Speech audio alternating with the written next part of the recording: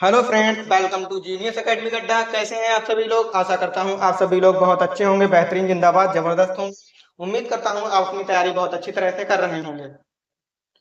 दोस्तों, हमने अपने पिछले सेशन में पढ़ा था ऊष्मा क्षेपी एवं ऊष्मा शोषी रासायनिक अभिक्रियाएं, बहुत अच्छी तरह से हमने कंप्लीट कर दिया था। आज हमारा न्यू सेशन रहेगा जिसमें हम पढ़ाएंगे आपको अपघटन या वियोजन अभिक्रिया। चलिए दोस्तों, देखते हैं क्या होता है अपघटन एवं वियोजन अभिक्रिया। देखिए दोस्तों, टॉपिक रहेगा, टॉपिक तो हमारा चल ही रहा है रासायनिक अभिक्रियाओं के प्रकार। तब तक आगे देख लेते हैं क्या चल रहा है।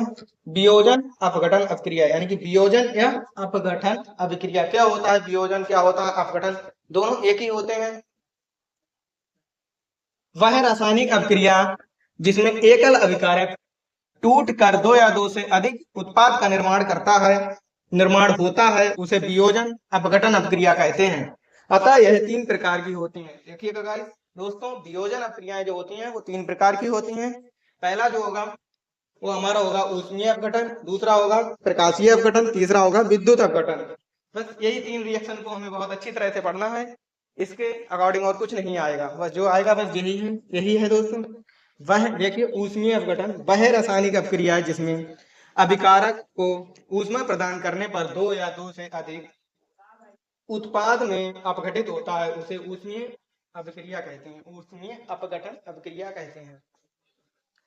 जैसे कैल्शियम कार्बोनेट को ऊष्मा दी जाती है, ऊष्मा की प्रेजेंस में, उपस्थिति में ऊष्मा दी जाती है, तो ये calcium oxide plus carbon dioxide में टूट जाता है। ठीक है दोस्तों, कैल्शियम कार्बोनेट को जब हम ऊष्मा प्रदान करते हैं तो क्या होता है, ये कैल्शियम ऑक्साइड और कार्बन डाइऑक्साइड में टूट जाता है। दूसरा देख लेते हैं प्रकाश अपघटन। प्रकाश का, जब प्रकाश की उपस्थिति में होगा तो उसे प्रकाश अपघटन कह देंगे, बस और कुछ नहीं दोस्तों। देखिए, देखते हैं आगे। वह रासायनिक अभिक्रिया जिसमें अभिकारक सूर्य के प्रकाश द्वारा अपघटित होता है, उसे प्रकाश अपघटन अभिक्रिया कहते हैं। दोस्तों, जो सूर्य के प्रकाश के द्वारा अपघटित होगा उसे कहेंगे प्रकाशीय अपघटन, जो ऊष्मा के द्वारा होगा उसे कहेंगे ऊष्मीय अपघटन, जो विद्युत धारा के अकॉर्डिंग होगा उसे कहेंगे विद्युत अपघटन। इसका एग्जाम्पल देख लीजिए।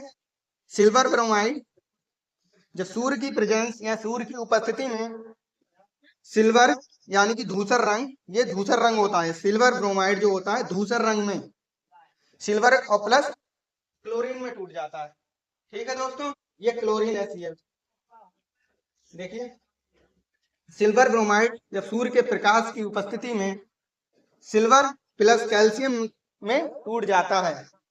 जो ये दोस्तों सिल्वर ब्रोमाइड जो होता है वो हमारा स्वच्छ फोटोग्राफी में भी यूज होता है, इससे स्वच्छ फोटोग्राफी में यूज होता है ये।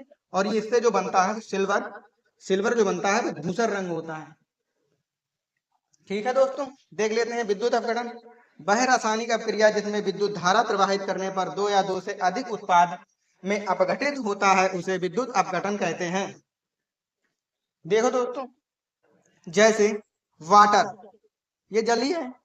जल को जब हम विद्युत धारा प्रवाहित करेंगे तो ये क्या होगा, भाप बन के उड़ने लगेगा, जिसमें क्या होगा, H2 बनेगा प्लस ऑक्सीजन बनेगा। ठीक है दोस्तों, एक नोट सीधे देख लीजिए। नोट होगा मतलब अपघटन अभिक्रिया ज्यादातर ऊष्मा शोषी होती हैं। जो अपघटन अभिक्रियाएं होती हैं वो ज्यादातर ऊष्मा शोषी होती हैं। ऊष्मा शोषी का मतलब क्या होता है, जैसे किसी रिएक्शन को करवाने के लिए हमें ऊष्मा की आवश्यकता होती है, विद्युत धारा की आवश्यकता होती है, या प्रकाश सूर्य की, या प्रकाश के स्रोत सूर्य से प्रकाश की आवश्यकता होती है। तो ये ऊष्मा शोषी ही अभिक्रिया होती है ज्यादातर, क्योंकि इसे कराने के लिए हमें क्या होता है, ऊष्मा या तो चाहिए होगी, या हमें धारा को विद्युत धारा चाहिए होगी, या हमें इसको कराने के लिए सूर्य के प्रकाश की जरूरत होगी। इसमें देखिएगा, वाटर को विद्युत धारा प्रवाहित कर रहा है तो क्या है, दो आयनों में टूट जाएगा। ये क्या होगा, एक H2 निकले, H2 गैस बनेगी और दूसरा क्या, ऑक्सीजन गैस बनेगी। कैसा लगा दोस्तों आज का सेशन? देखिएगा दोस्तों, जो मैंने आपको विद्युत अपघटन पढ़ा दिया है, इसके अकॉर्डिंग और कुछ नहीं आएगा। आपको बहुत अच्छी तरह से इसी को बहुत बढ़िया करके पढ़ाई करना है, और ये नहीं कहना है कि जिस टॉपिक को आपको अच्छे करके नहीं आ रहा है तो उस टॉपिक पे ज्यादा विचार करें, ज्यादा उसको देखें, ज्यादा उसे पढ़ें। अगर ऐसा नहीं है कि आप सोच रहे हो कि हमें ये टॉपिक नहीं अच्छा लगा तो हम इसको छोड़ देंगे, छोड़ने से कुछ नहीं, बोर्ड में हमें सभी की जरूरत पड़ेगी। इसलिए हम कहते हैं जिस टॉपिक को तुम्हें ज्यादा नहीं अच्छा लगता है उसे बार बार पढ़ें। बार बार पढ़ने से क्या होगा, हमें उस टॉपिक को पूरा याद हो जाएगा बढ़िया करके, और जब पूरा याद हो जाएगा तो हमें कहीं से आएगा क्वेश्चन, हम वो कर लेंगे। तो मेरे दोस्तों, मैं आपसे यही कहना चाहता हूँ कि आपको जो चीज समझ में आ रही है उसको तो आप पढ़िए, 10-5 मिनट उसे रिवाइज करिए, आपको वो नहीं निकलेगी। लेकिन जो चीज आपको अच्छी करके नहीं आ रही उसको 8 से 10 बार पढ़ो, 3-4 बार पढ़ो, खुद भी नहीं आ रही 7 से 8 बार पढ़ो, एक बार वो आपके दिमाग में ऐसे घुस जाएगी, आपकी निकलेगी नहीं। इसलिए फोकस अपनी स्टडी पर करो, ज्यादा इधर उधर की बातों को ध्यान मत दो। मैं आपसे यही कहूंगा, यही सजेशन दूंगा। तो ज्यादातर मेरे दोस्तों लगे रहो पढ़ाई में, जुट जाओ। चलिए दोस्तों, आज के लिए इतना ही, कल फिर मिलते हैं नई वीडियो नए सेशन के साथ। तब तक के लिए जय हिंद दोस्तों।